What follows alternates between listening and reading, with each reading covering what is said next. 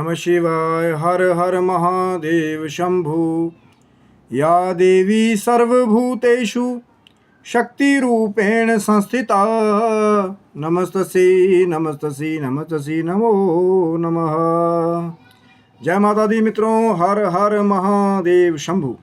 कैसे हैं आप सब मित्रों? क्या होगा यदि हम कुछ गुप्त तरीकों से, कुछ गुप्त साधनाओं से, या एक माँ की कृपा को छुपा करके यदि हम साधनाएं करते हैं? क्योंकि आज मैं बात करने वाला हूँ, बहुत सारे कहीं ना कहीं पॉडकास्ट पे जो बैठ करके बात करने वाले हैं, बहुत सारे कहीं ना कहीं बहुत ज़्यादा जो है एक अपने आप को भगत बताने वाले हैं, कहीं ना कहीं तांत्रिक साधना करने वाले हैं, जो सबके सब मिल करके कहीं ना कहीं महाकाली की आराधना के बारे में ज़रूर बात कहीं ना कहीं करते हैं।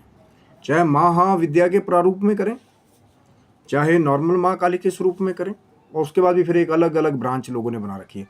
शमशान काली, मरघट की काली, पटियाले वाली काली, दिल्ली वाली काली, ये वाली काली, माँ का काली का वो स्वरूप है। तो बहुत सारी एक लंबी चर्चा जो है कहीं ना कहीं माँ काली की आराधना से, कहीं ना कहीं अगर कोई तंत्र की बात करता है, या कहीं ना कहीं कोई गहन साधनाओं की बात करता है, कोई शक्ति आराधना की बात करता है, युद्ध नीति की बात करता है, तो अपने अभी माँ काली का एक नाम जो है कहीं ना कहीं बहुत सारे बड़े बड़े साधकों के, तांत्रिकों की जीवा पे अपने आप ही आ जाता है। उसका भी एक कहीं ना कहीं आगे चर्चा करेंगे। वीडियो को अंत तक ज़रूर देखिएगा। और जब आप शिव सप्तम चैनल पे अगर नए हैं तो मैं बार बार ये तभी विनम्र निवेदन करता हूँ कि चैनल पे आप नए होते हैं, बहुत सारी ऐसी पुरानी चर्चाएं हैं जो माँ के नाम की, भगवान शिव के नाम की, कोई आध्यात्मिक चर्चा, कोई ज्ञान की चर्चा, जो कहीं ना कहीं पहले से ही चैनल पे वो वीडियो सेव हैं, आप उन्हें भी देख सकते हैं।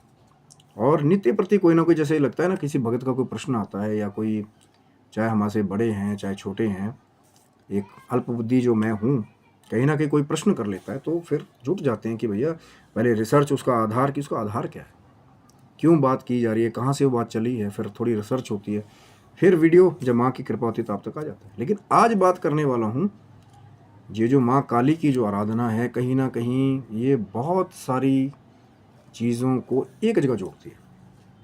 अब पता लगे कोई मंदिर का पुजारी भी है, वो माँ काली के बारे में, आराधना के बारे में बात कर रहे हैं। चाहे आप दक्षिणेश्वरी काली की बात कर लें, कुछ महाविद्याओं के जो बताने वाले एक्सपर्ट्स बैठे हुए हैं, चाहे यूट्यूब पे, चाहे अपने पोर्टल्स पे, अपने चैनल पे, वो कहीं ना कहीं माँ काली की प्रसन्न रूप में बात वो भी करते हैं।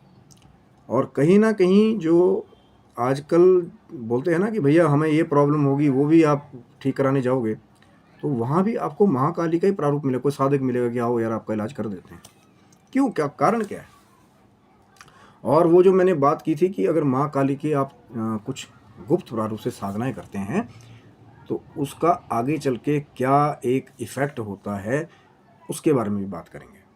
क्योंकि कहीं ना कहीं बहुत सारे साधकों का प्रश्न होता है कि जी हमें जो है किसी ने कहा है माँ काली की साधना करने के बारे में, पर हम तो देखते हैं लोगों को वो ऐसा करते हैं, माँ काली की साधना में ऐसा करते हैं। तो कहीं ना कहीं बहुत सारी भ्रांतियाँ भी, जो नए भक्तों के रूप में भी पीछे ही मैंने जो है, पहले तो मैं धन्यवाद देना चाहूँगा, आप लोगों का बड़ा प्रेम मिला उस वीडियो को भी, कि जो महाकाली जी की जो मूर्ति है वो घर में स्थापना के बारे में जो चर्चा चली, कहीं ना कहीं लोग उसमें बहुत सारी भ्रांतियों से भरे हुए थे।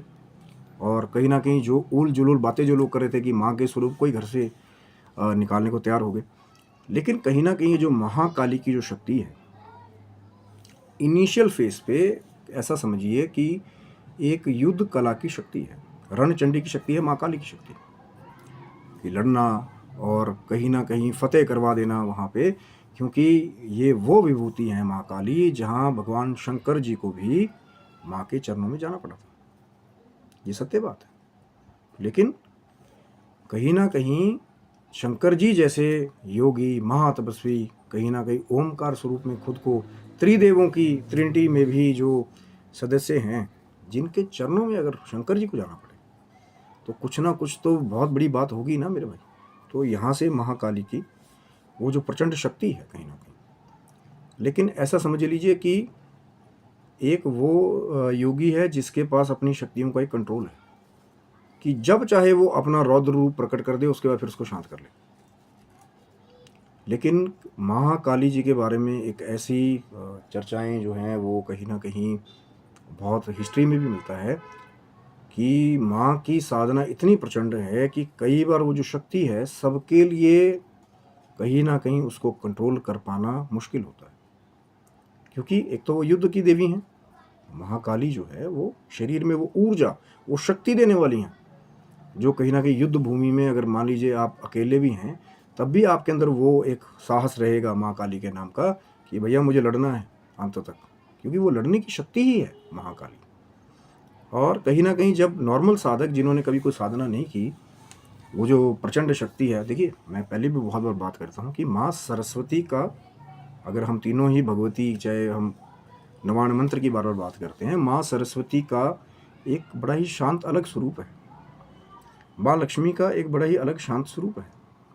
लेकिन यहाँ पे वो जो लड़ने की शक्ति है, यहाँ पे वो जो, क्योंकि देखिए अब आप लोग देख रहे होंगे ना कि कई बार ऐसा होता है कि आप अपनी तरफ से बहुत ही एक शांति वार्तालाप के साथ चलते हैं कि अहिंसो परमा धर्मा, कि हम अहिंसा नहीं करेंगे, हम शांत से रहेंगे।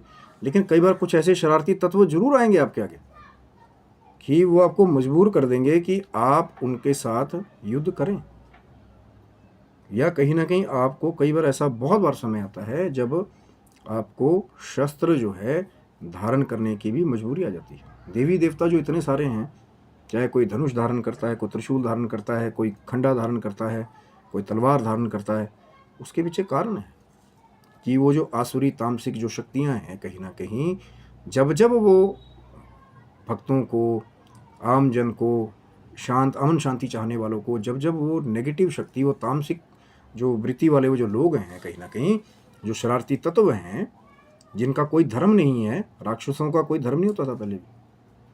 कुछ एक होते थे जो असली वाले राक्षस होते थे, वो भी गुरु मर्यादा को मानते थे कि भैया ये हमारे गुरुदेव हैं, चाहे गुरु शुक्राचार्य जी हैं, इनकी आदर करना है, सम्मान करना है। भगवान शिव की भी आराधना करने वाले बहुत बहुत जो कुल मर्यादा से जुड़े हुए राक्षस थे, क्योंकि कश्यप जी की संतानें तो है ना, तो वो भी मर्यादा को रखते थे।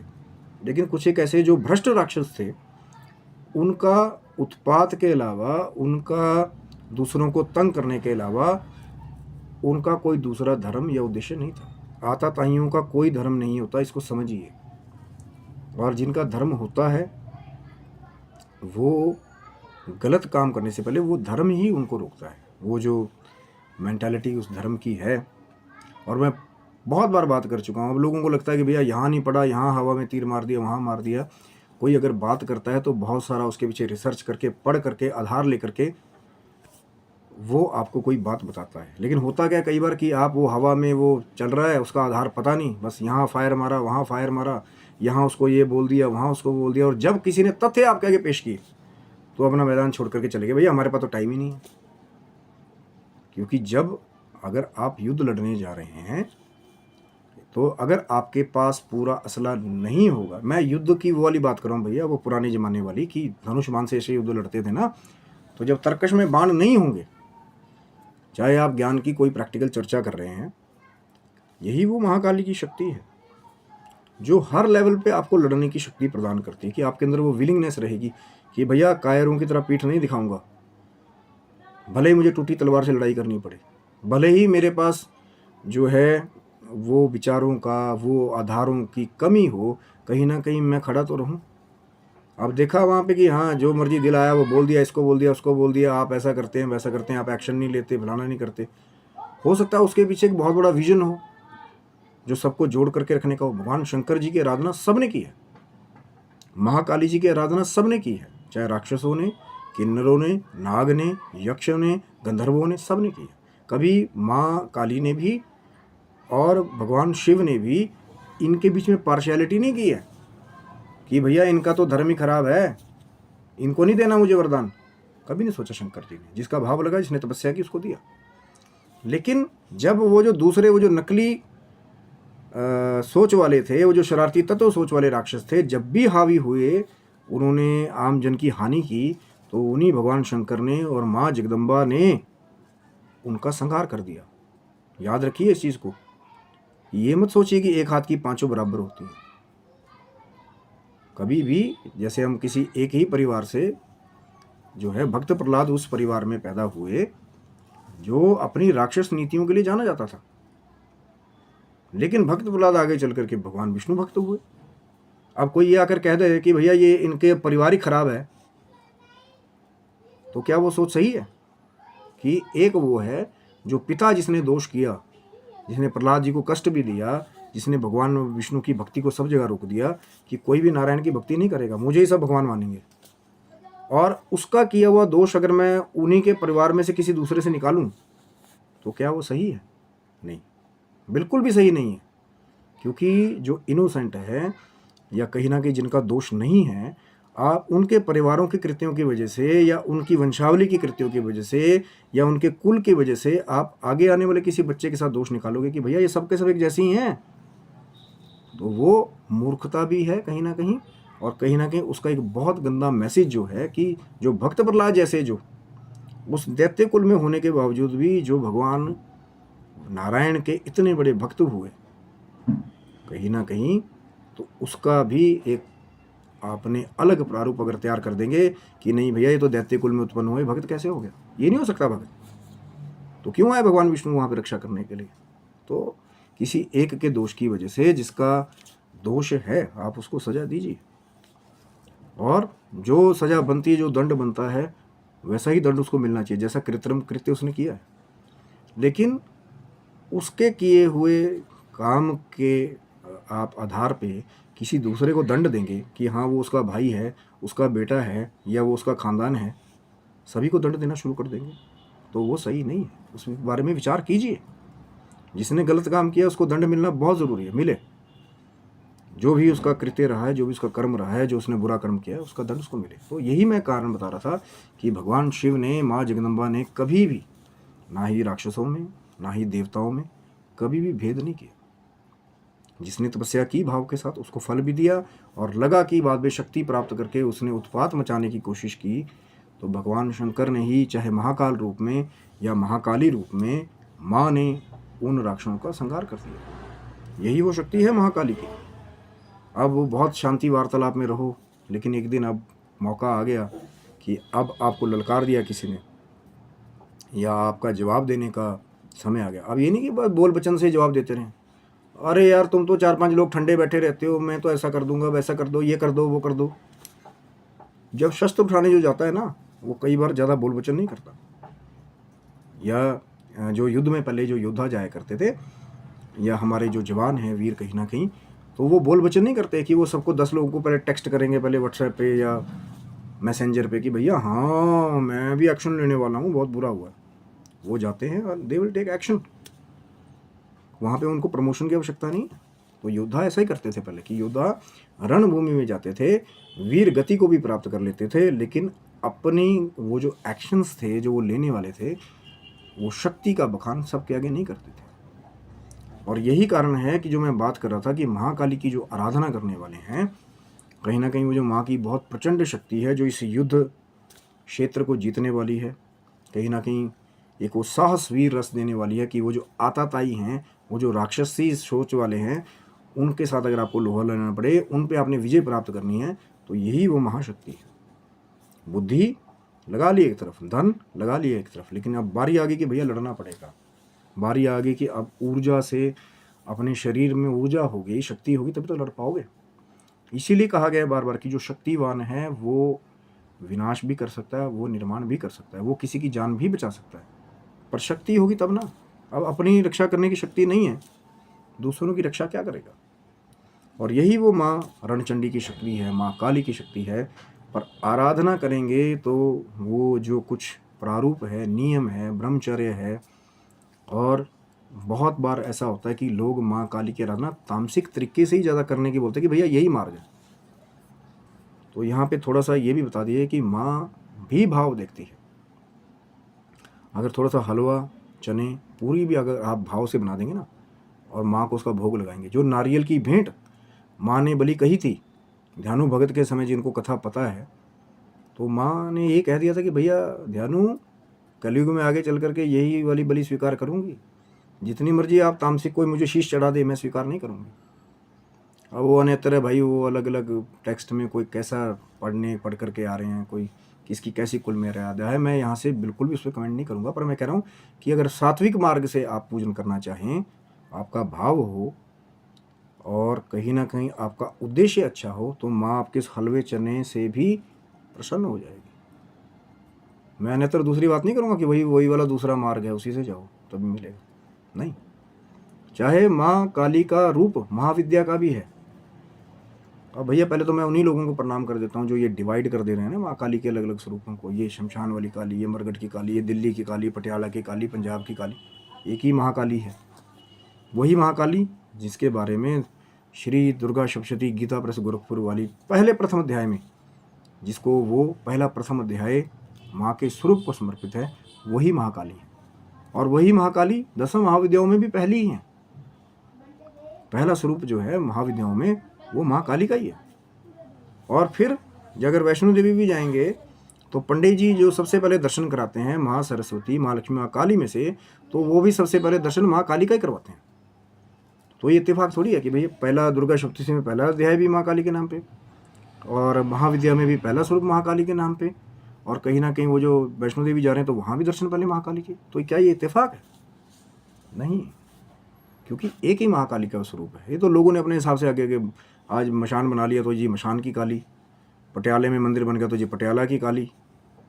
आया तो वही दक्षिणेश्वरी काली से ही माँ का रथ गया था ना, जो पटियाला भूपेंद्र सिंह जी की अगुवाई में वो जो माँ का स्वरूप स्थापित हुआ वहाँ पे, वो कलकत्ते से ही गया था मूर्त स्वरूप। वो भी एक अनदर, एक बहुत लंबी, एक रहस्यमयी और एक कहते हैं ना रोमांचकारी एक चर्चा का विषय है। एक बहुत ही सुंदर माँ की कथा है कि कैसे राजा वहाँ गए, वहाँ से फिर कलकत्ते से लेकर के आए, कैसे वो मेन बाजार में ही वो रथ रुक गया माँ काली का, जो पटियाला वाली काली माता का मंदिर है। अब कहीं भी मंदिर बन गया, चाहे पंजाब में, चाहे आपका दिल्ली में, वहाँ से आपने बांट लिया माँ काली को, ये जी दिल्ली वाली काली है, ये वो वाली काली है। माँ काली एक ही है स्वरूप। लोगों ने अपने अपने स्थान की वजह से माँ के स्वरूप को अलग अलग नाम दे दिए, इसको ऐसे समझिए। और जो माँ काली की साधना करते हैं, कहीं ना कहीं धीरे धीरे अगर वो नियम से, संयम से, अब ये नहीं है कि आराधना कर रहे हैं इससे लड़ उससे लड़, उसमें भी नियम है कि प्रचंड शक्ति है।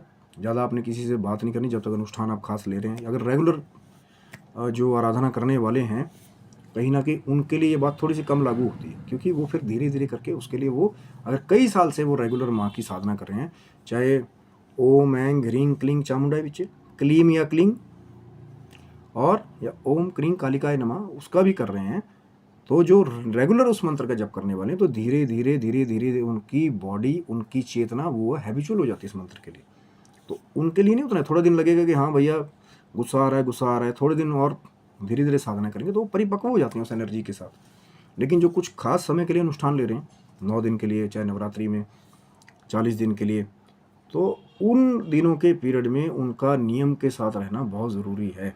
ज़्यादा किसी से बात नहीं करनी, ज़्यादा तामसिक भोजन नहीं करना, है ना, या दूसरी रति क्रिया में ज़्यादा नहीं। कहीं ना कहीं ब्रह्मचार्य तो आधारशिला है हर एक अनुष्ठान की सफलता के लिए, कि जब तक अनुष्ठान है ब्रह्मचार्य का पालन बहुत बड़ी बात है, क्योंकि ये प्रचंड शक्ति है। जैसे ही आप वो तामसिक चीज़ों के साथ कहीं ना कहीं संबंध बनाने लगेंगे तो यही शक्ति जो है वो थोड़ा सा फिर नेगेटिव प्रारूप की तरफ भी आपका कंट्रोल नहीं रहेगा और फिर नुकसान हो जाता है। फिर वही वाले लोग आ जाते हैं दूसरे कि जी माँ काली की आराधना घर में करोगे, मूर्ति रखोगे तो कलेश हो जाएंगे, शांति भंग हो जाएगी, गृहस्थी नाश हो जाएगी।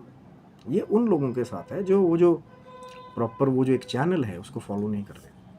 और चर्चा बहुत बड़ी है, जो शक्ति है, महाशक्ति है, चाहे हम माँ सरस्वती की, माँ लक्ष्मी की, माँ काली की बात करते हैं, ये महाशक्ति हैं।